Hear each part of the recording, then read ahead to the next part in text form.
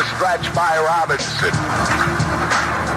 The 3-0 pitch. Swing a long drive. There it is.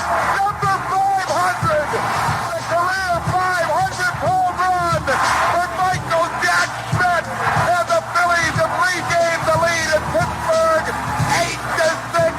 And the Phillies dugout comes swarming out to home plate. Phillies Talk Podcast is now listener supported. Just go to our Patreon page at patreon.com/Phillies, and you can sponsor this podcast. Welcome to Phillies Talk, the independent podcast from FightinPhillies.com, featuring news and views about Phillies baseball. Hi, this is Gary Matthews. You listen to the Fightin' Phillies podcast.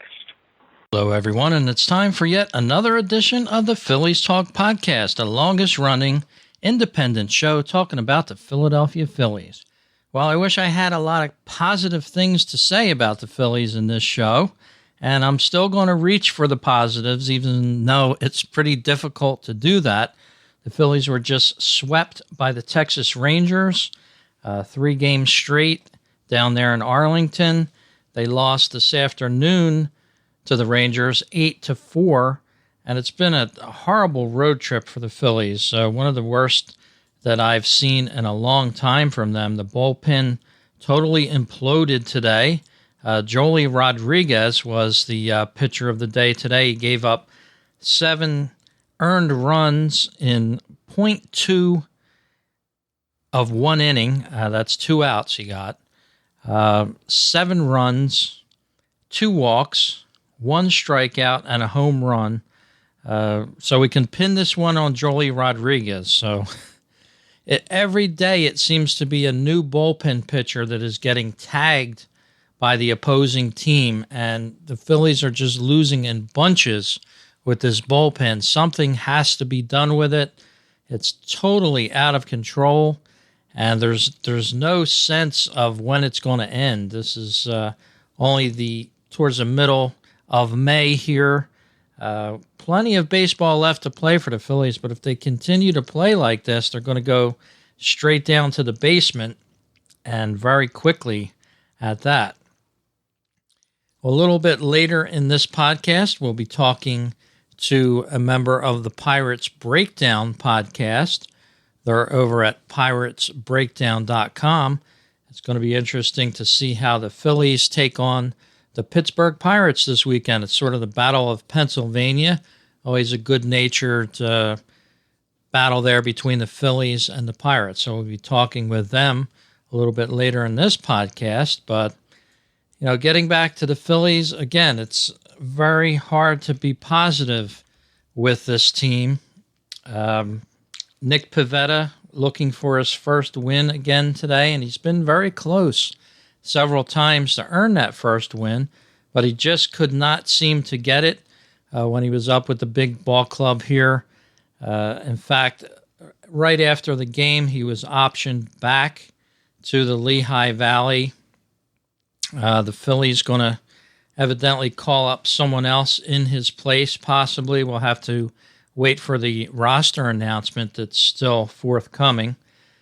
Some good news, Michael Franco sort of broke out of his mini slump, I guess you could call it, and he went with a solo home run today, giving the Phillies a brief 2-0 lead, but they could not hold it. They held it for about a half an inning, and then the Rangers came storming back and took control of this game and never looked back, scoring 5 runs in the bottom of the 5th, and then 3 more in the bottom of the 6th. And that was it for the Phillies, losing 8-4. As I said at the start of the podcast, they got swept by the Rangers. And the Phillies have almost been swept by a lot of teams. They've lost 2 out of 3 in many games against their opponents so far this year. And what can you say? You just have to hope for the best.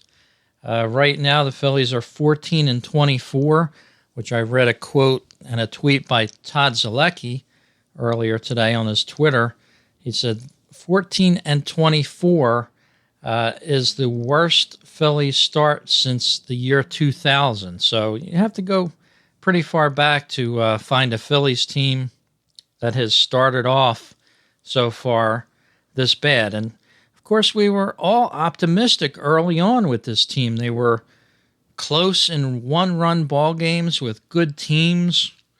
They looked fairly respectable. They were getting some respect from opponents, but I think that's all but disappeared now as the Texas Rangers won their 9th game in a row, and they've turned it around. The Texas Rangers were on a tremendous slide.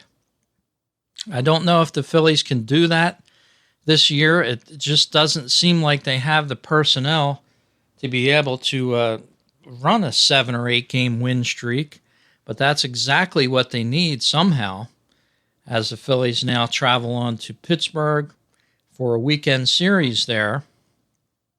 And I kind of wish that the Phillies played teams like the Pirates, the Cubs, the Reds to a certain extent a lot more.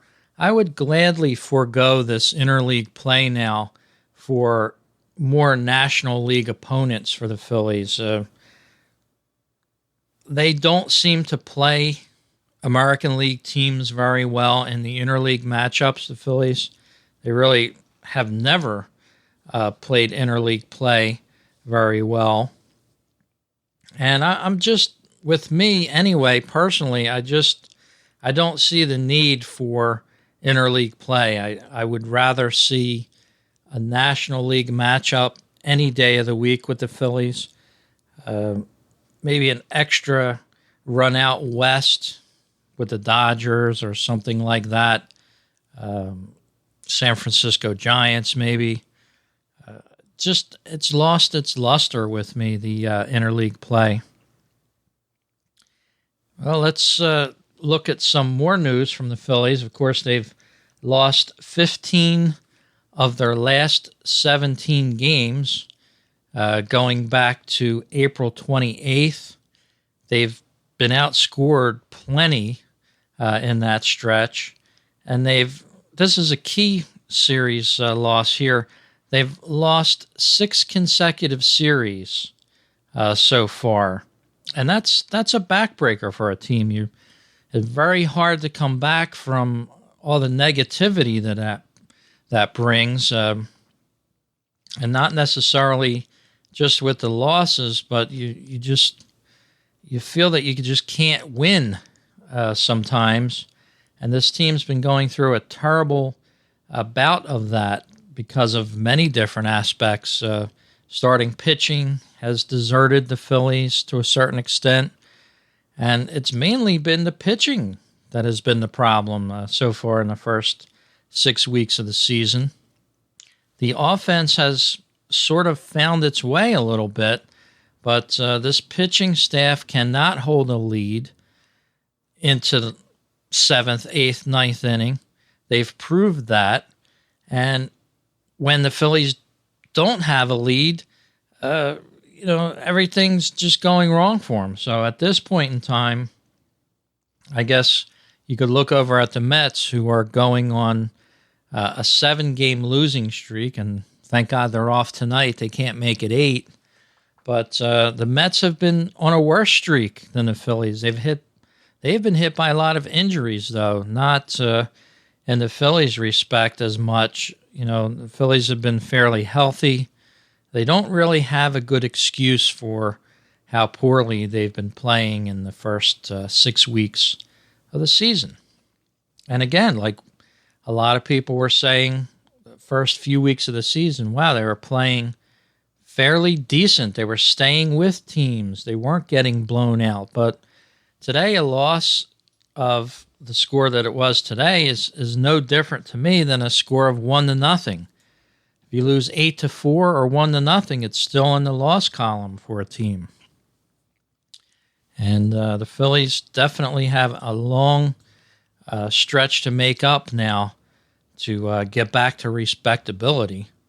Of course, the one bright spot of the Phillies so far this year has been Aaron Altair. He was ranking 2nd in the majors with a 1.283 OPS during the month of May. He reached base safely prior to today's game in 28 of his 59 plate appearances during the month. So if you had to put a all-star player together for the Phillies out of the first month or so, and of course Aaron Altherr did not get to play very often in the first few weeks of the season. He rode the bench. But I think the Phillies' obvious candidate to go to the All-Star game has to be Aaron Altherr at this point. Definitely not Odubel, who got that right last year to represent the Phillies in the All-Star game. So it'll be interesting to see who gets picked for that. And you can vote over at MLB.com currently for your favorite players to make the All-Star game. I doubt many Phillies will make that team voted on anyway. So we'll have to see more as the season draws on here. And as I said, in just a minute, I'm going to bring on a member of the Pirates Breakdown podcast. Be introducing him in a couple. Do some scouting on the Pirates, see how they've been faring this season. And here's a little hint. I don't think they've been doing well at all, probably about equivalent to the Phillies. So it'll be interesting to hear what the Pirates' woes have been so far. And as they go into a beautiful stadium there down at Pittsburgh. I don't know if many of our listeners here at Phillies Talk Podcast has been able to make the trip out there, but it's been a dream of mine for the past few years. And one of these days I'm going to head out there to Pittsburgh and take in a game with the Phillies. Just a very picturesque place out there overlooking the rivers there with the bridges, and just looks like a great place for a ball game. So, all right, let's take a little break here on Phillies Talk Podcast. We'll come back after the break, talk a little bit more Phillies, and then we'll talk with the Pirates Breakdown Podcast. Sponsor an ad on the Phillies Talk Podcast. Support our show and let people know about your business. Email us today. Follow us on Twitter at Fightin' Phillies or on our website, fightinphillies.com. Hi, this is Farley. And Mark from Baseball PhD. Thanks for listening to BaseballPodcast.net. Up next, another great episode of Phillies Talk. Hi, this is Gary Matthews. You're listening to Fightin' Phillies Talk Podcast. Brewtown Sports is your source for Brewers news and notes. Join Mr. Brewtown as he keeps you up to date on all the happenings of your Milwaukee Brewers and Major League Baseball. Follow the show on Facebook and Twitter, Brewtown Sports. Listen 24/7 at BrewtownSports.podomatic.com. Hi, this is Gary Mack of Mets Musing, and you're listening to my good friend Rich Baxter on Phillies Talk, right here on BaseballTalkRadio.com, the home of great baseball talk shows.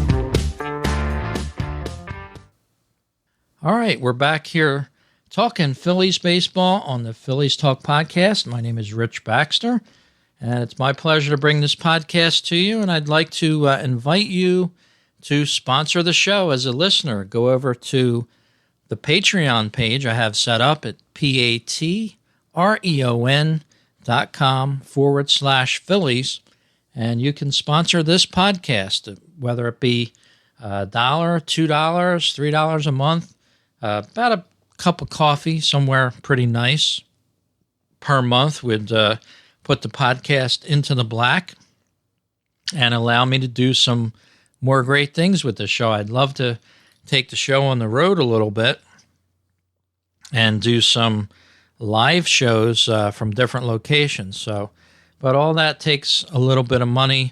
I know money's tough with a lot of people, but if you can spare it and you like the podcast, you want to chip in a buck or two to make the show better, I would absolutely love it. It would be excellent. Well, talking more about the Phillies, in the positive way, the Lehigh Valley Iron Pigs have won a franchise record 12 consecutive games before today, and of course the streak was broken. They did not make it to the 13 mark, but wow, what a great run by the Lehigh Valley Iron Pigs. I was watching a game the other night on my MILB television subscription, which, by the way, I wouldn't recommend that unless you're a big minor league baseball fan. It comes nowhere near the quality of MLB.TV, the big league broadcast. There's just they need to improve that a little bit in the coming years. I think the MILB broadcasts, they're very different, is all I could say. It's almost like watching television from maybe 30 years ago on the screen. Some broadcasts didn't have audio on it, and it's only good if you're a big baseball fan. You want to tune in to see certain players at various times, but the quality is very lacking, in my opinion. So I wouldn't necessarily recommend it to my listeners, but Lehigh Valley Iron Pigs, the 12-game winning streak, that is a franchise record. So let's not wait anymore. Let's bring on our special guest here, talking Phillies versus the Pirates this weekend for a weekend series out in Pittsburgh. And a great Phillies Talk podcast. Welcome to Steve Kubitz from the Pirates Breakdown Podcast. Good to be here. How you doing today, man? Good to be here. How you doing? Hey, how are you? It's great to talk to you. Love your podcast there for the Pirates and your website over at Pirates Breakdown, which, by the way, you can also hear at baseballtalkradio.com amongst very many other places you guys broadcast from. And tell us a little bit about your website and your podcast there. So we are piratesbreakdown.com. Obviously, we just started at the beginning of the 2016 season. We actually spun off of the website Rumbunner, which was still is a pretty popular Pirates sort of fan sites.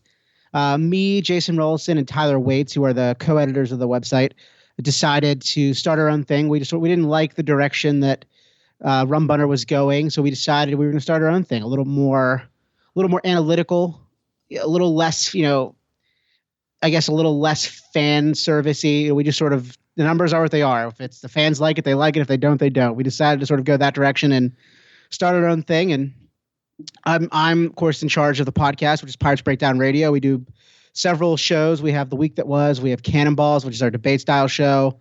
But really, it's just been we're a good balance, I feel. We have a lot of solid writers that really can go both ways. They can be analytical. They can be a little more sort of narrative driven. It's just a good balance. Real fun to write, real fun to interact with people on Twitter and all other forms of social media. Really awesome. It's a great website. Check it out, piratesbreakdown.com. And, of course, the podcast there and all they offer. You can download their mobile app for that as well.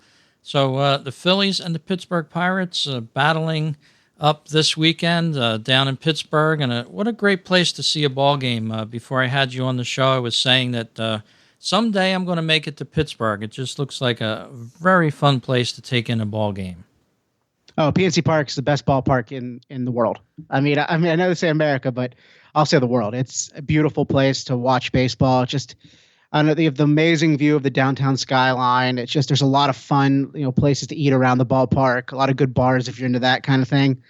And it's just perfect views. I mean, there's not a bad seat in the stadium. And I've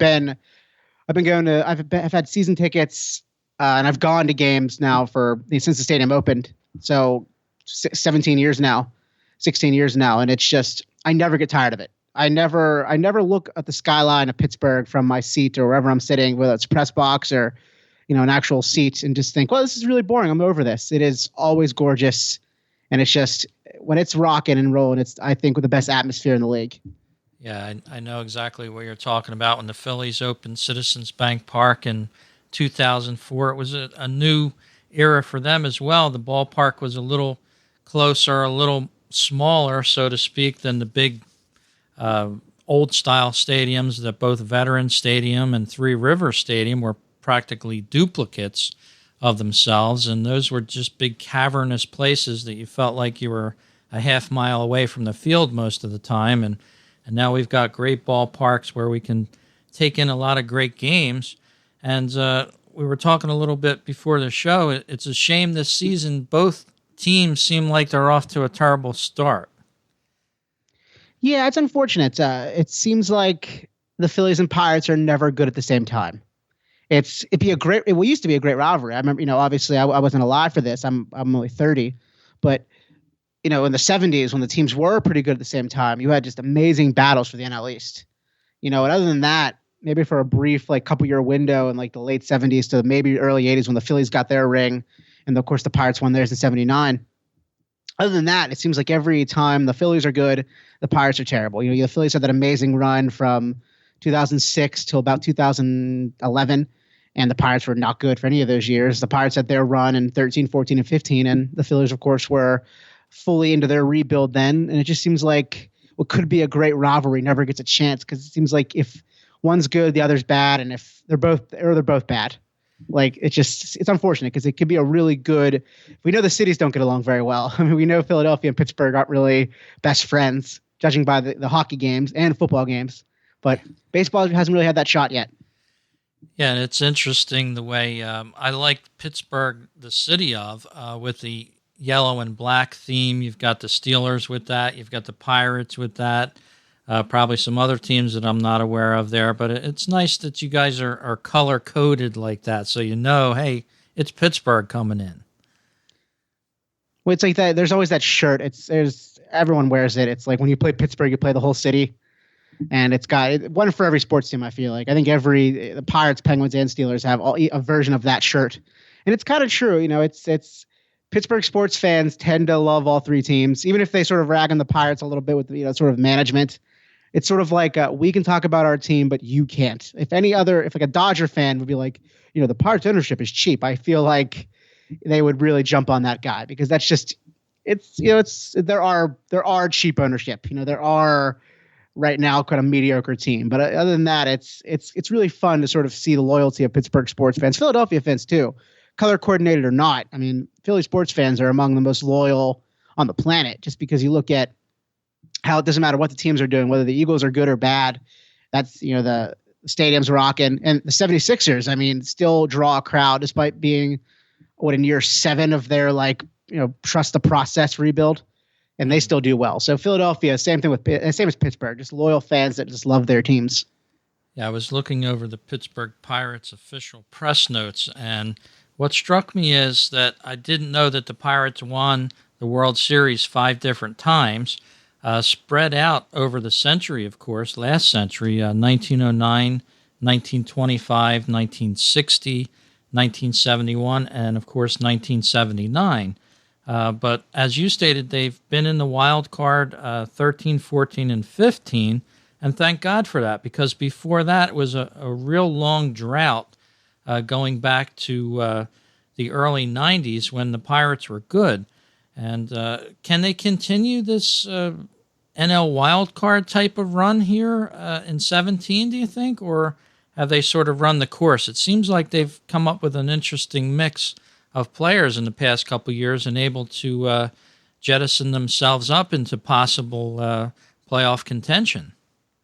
So if you ask a lot of the sort of more negative, people around the city, the season's over, it's lost because, they're 17 and 23, which is funny because the last time they started with that record was 2014 when they finished 88-74. Of course, got Bumgarner in the wild card game. So there's a lot of baseball left. I mean, this team, if they get healthy, the pitching's great.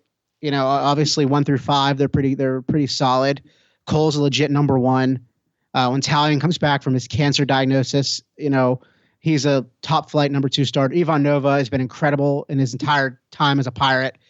Chad Kuhl's a serviceable sort of back end starter, and Tyler Glasnow has all the potential in the world. And as you know, you saw with the Phillies teams, I'm sure when they were in their best, pitching is how you win in the playoffs. And pitching is how you get to the playoffs. Like, you can cover a mediocre offense if you have great starting pitching. So I'm not ready to say the season's a wash yet. I think what helps is the fact that, the Cubs haven't been great so far yet. The Cardinals are kind of treading water. The Brewers, I believe, are first place right now. The Brewers are first place as of today for the first time since August 30th, 2014, when they had that amazing September collapse. So there's still plenty of time. There's a lot of baseball left to be played. You don't win the pennant in April and May, and it's there. There's still, I think, 100 games, more than 100 games left. So I'm not overly worried with this team's slow start. I think they have a good opportunity if the pitching holds up. Once they get sort of healthy, and if Marte comes back from suspension playing well, they'll be okay. I think this is still a team that has a shot to compete. I don't know if they make the playoffs, but I think they'll at least have an interesting September, which is always fun. Yeah, the Pirates off to a bad start. It's very similar to the Phillies. They've won a few more games than the Phillies, but both teams are having it tough. And as you said, hopefully with plenty of the season left to go, both teams can maybe turn this around. It's not too late for either one of them. The Phillies getting swept this afternoon by the Texas Rangers. Hopefully some of that moxie will stay with them as they take the plane ride to Pittsburgh, and maybe they can work that out on the Pirates maybe to get a win here. They desperately need a win, and the Pirates actually won this afternoon against the Washington Nationals, and that was a much-needed win from them. Well, the Pirates, they had that streak where it seems like they were swept or they swept an opponent. So they've been so up and down this year. I do the week that was sort of recap series, and I feel like I open every show with, well, it was an up and down week for the Pirates. And once again, this was a real important win. The Nationals, of course, one of the best teams in the league. They have the best player in the National League in Bryce Harper, and they shut him down, for 2 of the 3 games and got a pretty important series victory. And, the Phillies right now, they're 14-24. They're not an easy out by any stretch. I don't care, what your record is at this point in the year, because you don't know what a good team is, what a bad team is. A team's not playing well right now, but that doesn't mean come October it's going to be, it doesn't matter if you're in first place on June 1st. It matters if you're first place on October 1st. So there's a lot of baseball that's to be played, and I'm confident that the Phillies will be okay. They have a lot of good young players, a lot of young pieces, so it should be a fun series to watch. I think it's funny, both the Pirates and Phillies are sort of looking at each other as a chance to right the ship, because if you talk to Pirate fans, they're like, okay, we beat the Nationals, and we got a kind of a 10 games under 500 Phillies team coming in. This is a good chance to sort of get a little run going. And I'm sure Phillies fans are like, okay, we got swept by the Rangers, who are the hottest team in the league right now. They won 9 in a row. So that's fine. We're going to Pittsburgh playing a team that's under 500 in the Pirates. We have a good chance to sort of get back on the winning side of the column. So both teams are probably looking at each other like this is a good chance to really do some damage. So it'll be really fascinating to see sort of what team is proven correct. Yes, it will be. And this weekend series, we're going to see if one of your better pitchers, as you stated a little bit earlier, Ivan Nova, he's 3-3 with a 2.48 ERA. That should be the marquee matchup of this series, really. Vince Velasquez, 2-3 for the Phillies with a 5.63 ERA. That's Saturday afternoon's matchup. For my money, I think that's going to be your best game of this series. Vince Velasquez not really showing what kind of a pitcher he is with the 5.63 ERA. I think he's a lot better than that. And Aaron Nola scheduled to come back for the Phillies on Sunday. He's been out on injury, 2-0 with a 5.40 ERA, going against Chad Kuhl, who is 1-4 with a 6.69 ERA. So maybe the Phillies can come away with a win or two out of the series. Again, we were talking a little bit before the podcast started on one of your players for Pittsburgh, and I can't really pronounce his name very well, from Korea, I believe. His sentence was upheld yesterday, a 2-year jail sentence. Can you talk about that a little bit? It's Jung Ho Gung. For about the first year of his time at the team, he was Jung Ho Kang. Mm-hmm. So you're not the only person that has trouble pronouncing his name. Don't worry, that's not a big deal. His sentence today he appealed his sentence, so he's not going to jail for 2 years right now. But basically, he has a 2-year probationary period where if he messes up again, he gets the full prison term, which would be, like you said, 2 years. Mm-hmm. But right now, he has an 8-month window basically to correct himself And if he messes up, that's it. So it's tough because, I'm not an expert on the Korean legal system, obviously. Just a local baseball blogger. But right. As far as I could tell, he got his 2 DUIs, which is a prison sentence up to 2 years. But you can appeal it and go in this probationary period where your sentence is actually sort of move forward while you appeal and sort of go back and forth like that. So he's in a tough spot where literally his career is being held hostage by this. Yeah. He's in a real tough spot because it's not as simple as serving he could serve as little as 8 months or as much as 2 years. That's a big difference. Because if you delay it 8 months, you can delay it all. You can do the entire offseason, miss, 2 months of spring training or a month of spring training, and then maybe the beginning of a regular season. Versus 2 years, you're done. You're not gonna go back to Major League Baseball taking 2 years off. Right. So he's in a real tough bind right now, which of his own doing. Don't get me wrong. You get behind the wheel of a car drunk, you deserve whatever punishment you get. Mm-hmm. But it's tough because he's such a dynamic part of this team. You saw last year, he was sort of the primary power threat. I mean, he was a guy that came in and hit 20 home runs seemingly in a blink of an eye. Yeah. So the Pirates are in a real tough bind where they do the right thing morally or the right thing for the ball club. And I think you're seeing that sort of because the other thing that stinks about that is Frank Coonley, the Pirates president, has a DUI of his own. So it's how do you balance sort of looking like a hypocrite when you're employing a guy with a DUI at your highest position on your management team versus letting a guy that's made some mistakes stay on your ball club. So it's a real tough spot for the Pirates.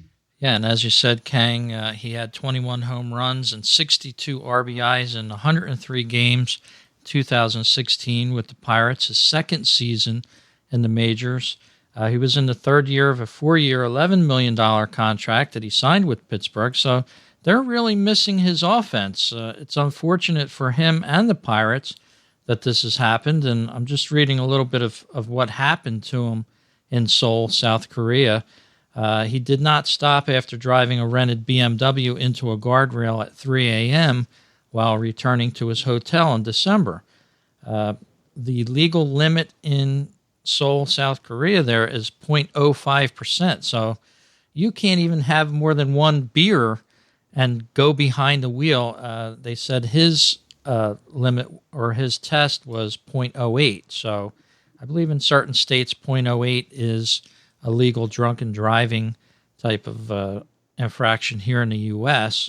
in certain states. But yeah, very unfortunate for him, very unfortunate for the Pirates. And as you said, I don't condone that either. It has no place, as well as texting. So, if our podcast listeners are listening, please, don't do this while you drive. It's very important. Well, it's all about paying attention to the road. And I think it's interesting because I said this on our podcast that I actually literally just recorded before talking to you, that I'm a guy that I work in radio in Pittsburgh. Mm-hmm. I make way less than a professional athlete does. And I can get an Uber home from a bar literally 24 hours a day.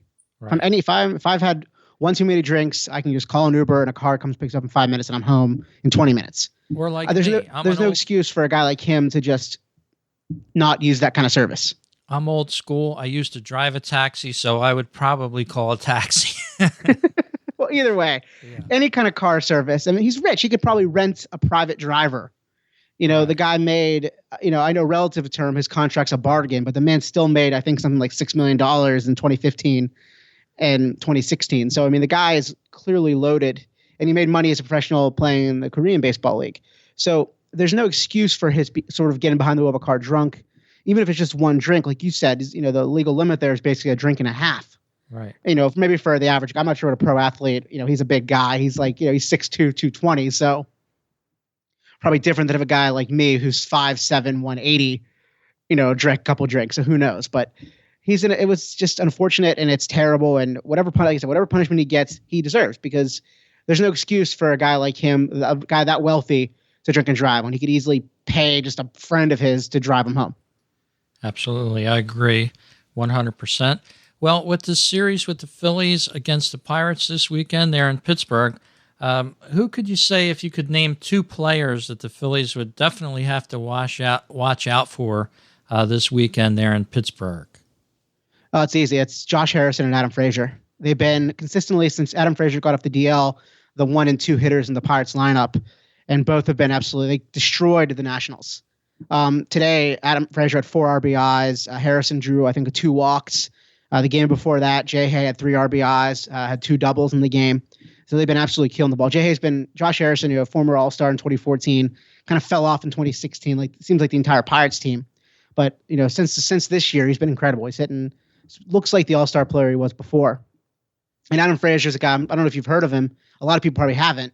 6th-round pick in the 2013 draft. He's actually the first Pirates player from that draft to make his Major League debut. And all he's done is hit. He's hitting over 320.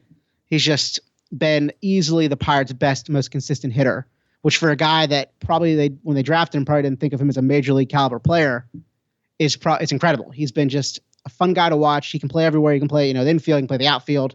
He basically right now is Josh Harrison from 2014, a guy that came out of nowhere to look like just an all-star caliber player.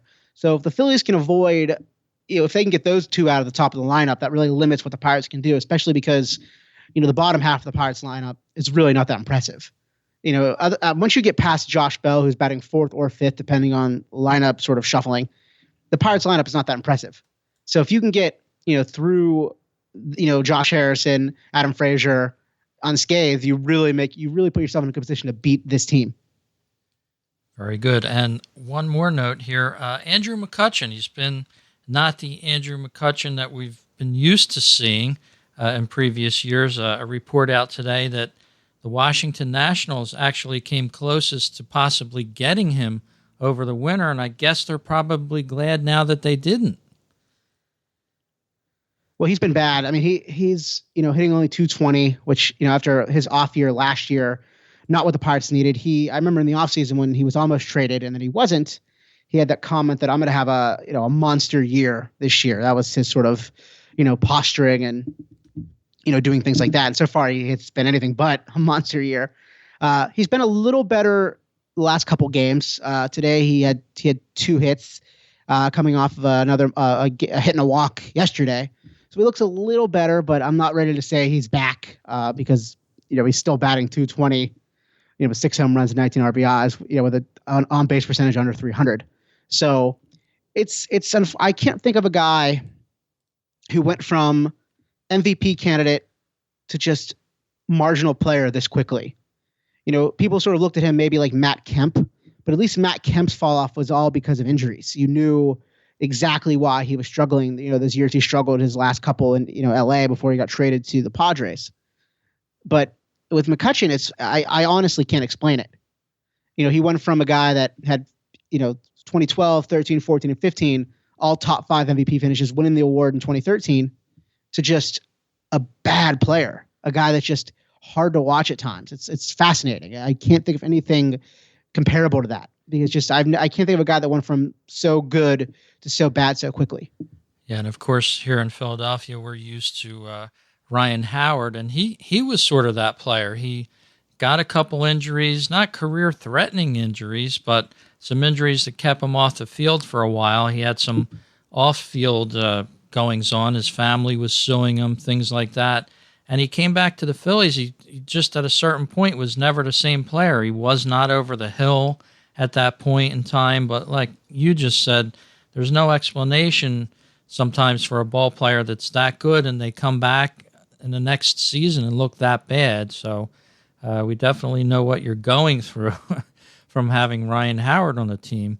Well, I'm very much looking forward to this series between the Phillies and the Pirates. The next time they'll get together is around July 3rd in Philadelphia, and I'd love to have you back on the show talking more Pittsburgh versus Phillies. I'd love to be here. I'd love to be back on. It's fun. And, like I said, Philadelphia, Pittsburgh is always fun. I don't care what sport it is or what level teams are. Hopefully the teams are better by then. Hopefully both teams have turned it around because baseball's more fun. All sports are more fun when it's Philadelphia and Pittsburgh battling it out. That's for sure. Well, thanks very much, Steve Kubitz from the Pirates Breakdown Podcast and the PiratesBreakdown.com. Check it out over there. Any Twitter feeds you'd like to send out? Of course, you can find me on my personal accounts, which is at Steve Kubitz, which is Kubitz. And you can find, of course, Pirates Breakdown on Twitter, which is at PBC Breakdown. We'd love to have you, follow us if you're interested in the Pittsburgh Pirates and all their coming and goings of this current season. But other than that, yeah, thank you very much for having me on the podcast. I really appreciate it. This was a blast. Thank you, Steve. It was very fun. You have a good series, and good luck to the Pirates down the road.